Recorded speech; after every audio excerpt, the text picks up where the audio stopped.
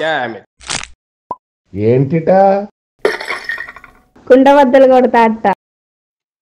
నమస్కారం, కుండబద్దల ప్రేక్షకులకి స్వాగతం. తిరువూరు ఎమ్మెల్యే టీడీపీ నాయకుడు కొలిక్కిపూడి శ్రీనివాసరావు కొత్త డ్రామాలు, కొంగొత్త లాజిక్లు. ఆ లాజిక్కి అయితే అసలు లా జవాబ్ ఏం మాట్లాడాలో స్పెల్ బౌండ్ అనమాట ఆంధ్ర రాష్ట్రం మొత్తం. నిన్న తిరువూరు ఎమ్మెల్యే అయిన ఈ కొలిక్కిపూడి శ్రీనివాసరావు పెద్దిరెడ్డితోటి రాజమండ్రి ఎయిర్పోర్ట్లో కలిసి ఆయనకు షేక్ హ్యాండ్లు ఇచ్చి మాటా మంతి గలిపాడనే దాని మీద మీడియాలో బాగా హల్చల్ జరిగింది. కాకపోతే దాని మీద ఆయన తాలూకు వ్యాఖ్యానం చెబుతూ ఆయన సంజాయిషి ఇస్తూ ఇది నా మీద మరి మీడియాలో జరుగుతున్న ఒక దుష్ప్రచారం అని చెప్పుకోవచ్చు, లేకపోతే ఇది జూన్ 17వ తారీఖున తిరుపతి ఎయిర్పోర్ట్లో కలిసింది అని చెప్పుకోవచ్చు, ఇంకేదైనా జరగవచ్చు. మరి మీడియా తప్పుదోవ పట్టించింది, మీడియాని ఎంతైనా ఆక్షేపించవచ్చు, ఏమైనా జరగచ్చు. కానీ అందులో చాలా లాజిక్లు చెప్పుకొచ్చాడు. అసలు ఏదో యూట్యూబర్లు అందరూ కలిసి ఇది పుట్టించినట్టు, దాన్ని ఏదో మార్ఫింగ్ చేసిన దానిలాగానే ఈ రోజుకి వాళ్ళకి కావాలంటే బియ్యానికి డబ్బులు వస్తాయేమో, అందుకని వీళ్ళు ఇలాంటి పని చేసి ఉండొచ్చేమో అని చెప్పడంతో పాటుగా మరి ఇప్పుడు స్పీకర్గా ఉన్న అయ్యన్న పాత్రుడు, మరి వైసీపీలో ఉన్న బొత్స సత్యనారాయణ ఇద్దరు కలిసి గట్టిగా వాటేసుకోలేదా, మరి దానికేం చెబుతారు అని ఓ పెద్ద లాజిక్ తీశాడు.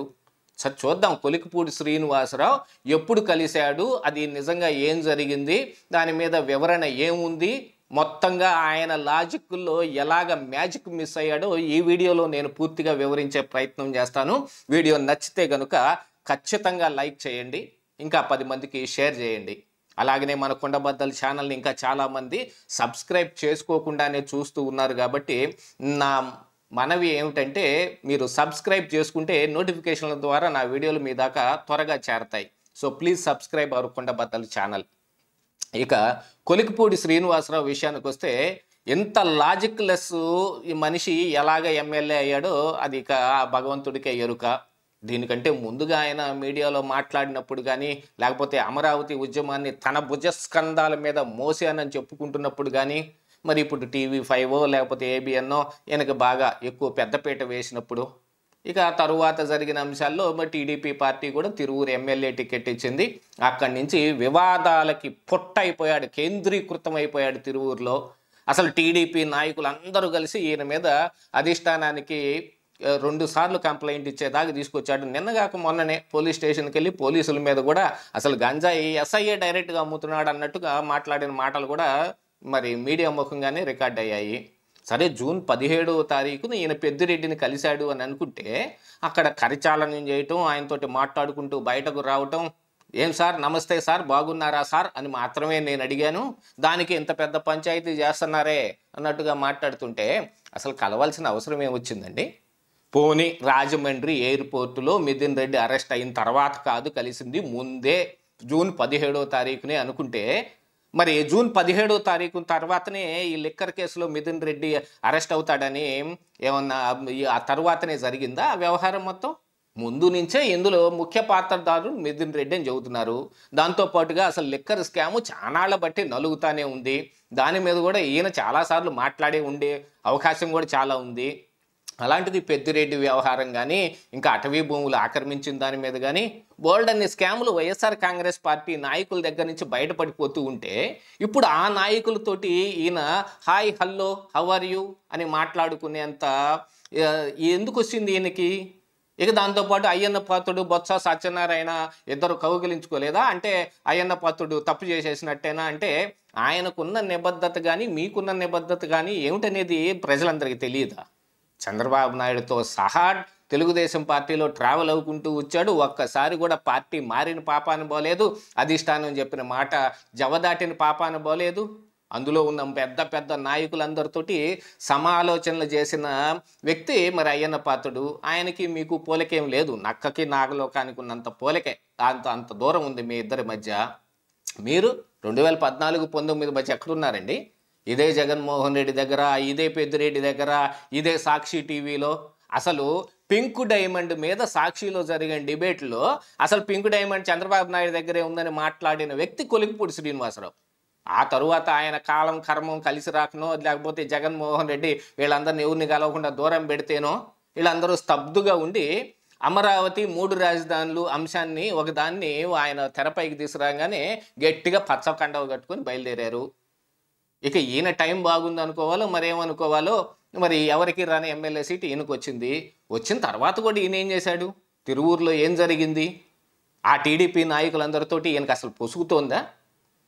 మిథున్ రెడ్డి తండ్రి అయిన పెద్దిరెడ్డిని జూన్ 17వ తారీఖు మాత్రం ఎందుకు కలిసి మాట్లాడాల్సి వచ్చింది? ఇప్పుడు యూట్యూబ్లో కూడా చాలా వీడియోలు వస్తూ ఉన్నాయి. ఒకసారి పేరుని నాని అను మరి మన ఎనర్జీ మినిస్టర్ గొట్టిపాటి రవికుమార్ ఇద్దరు కలిసి భోంచేస్తూ ఉన్నారు ఓ పెళ్లిలో. ఆ ఫోటోలు బయటకు వచ్చినాయి. దాని మీద ఎలా స్పందించాలో, దీని మీద ఎలా స్పందించాలో అర్థం కావట్లేదని వీడియోలు చేసిన వాళ్ళు కూడా ఉన్నారు. ఆ స్పందన ఏమిటి? ఒక పెళ్ళి, ఆ పెళ్లిలో కలిశారు అని అనుకున్నప్పుడు పక్కన కూర్చొని భోజనం చేశారంటే సరే, అది ఓకే. ఇదేమిటి? ఎయిర్పోర్టు, ఇద్దరూ కలిసి ఒకే ఏరోప్లెయిన్లో ట్రావెల్ పక్క సీట్లో కూర్చొని ట్రావెల్ చేస్తూ వచ్చి కనీసం పక్కనుంటే మాట్లాడలేకపోయాని అని అనుకునే ఇలాంటి ఇది ఎయిర్పోర్ట్లో రైల్వే స్టేషన్లో లేకపోతే బస్ స్టేషన్లోనో ఎంతోమంది కనపడతానే ఉంటారు. చాలామందిని మనం ఇప్పుడు ఇంతోటి ఏముందిలేని అవాయిడ్ చేసిపోతూ ఉంటాం. అందున వైఎస్ఆర్ కాంగ్రెస్ పార్టీ నాయకులు కనపడితే పరిగెత్తుకెళ్ళిపోయి ఆయనకి షేక్ హ్యాండ్ ఇవ్వాల్సిన అవసరం కొలికిపూడికి ఎందుకు వచ్చింది? ఇలా చేశాడనే కదా బొత్స సత్యనారాయణ కనపడగానే షేక్ హ్యాండ్ ఇచ్చాడు, కాళ్ళకి దండం పెట్టాడని మరి ఒక మంత్రి గారి మీద కూడా ఆరోపణ వచ్చింది. ఆ రోజును కూడా ఆయన వచ్చి అధిష్టానం ముందు ఆయన తాలూకు సంజాయిషి ఇచ్చుకోవాల్సిన అవసరం ఏమొస్తుంది అని అంటే ఇలానే వస్తుంది.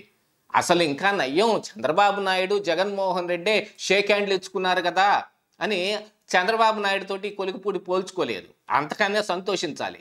ఇప్పుడు అయ్యన్న పాత్రుడు బొత్స సత్యనారాయణ వాటేసుకున్నారంటే బొత్స టీడీపీలోకి వస్తాడనా, లేకపోతే అయ్యన్న పాత్రుడు వైసీపీలోకి వెళ్తాడనా?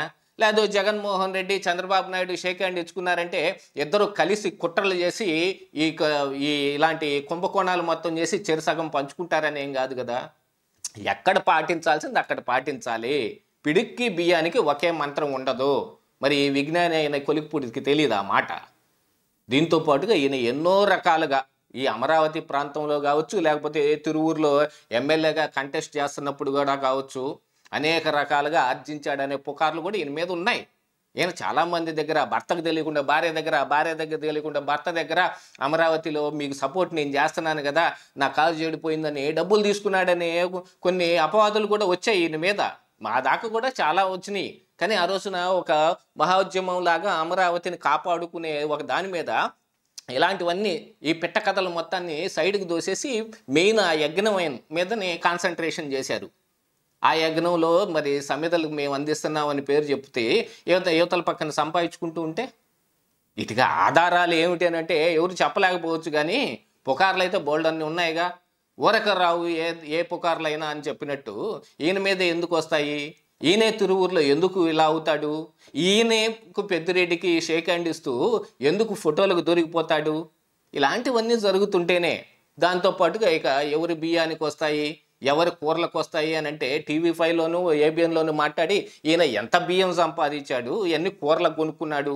ఆ రోజున కూడా అలానే మాట్లాడుకోవాల్సిన అవసరం ఉందా? ఏమైనా కానీ ఈయన ఆడిన ఒక డ్రామా స్తబ్దుగా ఉంటే మెదలకుండా ఊరుకుంటే పోయేది. మరి ఆయన ఇంకా చిలికి గాలివాన్ చేసుకోదలుచుకుంటే చాలా అంశాలు బయటకు తీయాల్సింది ఉంది కొలికిపూడి గారు మీ మీద. ఇదే ఈరోజు కుండబద్దలు.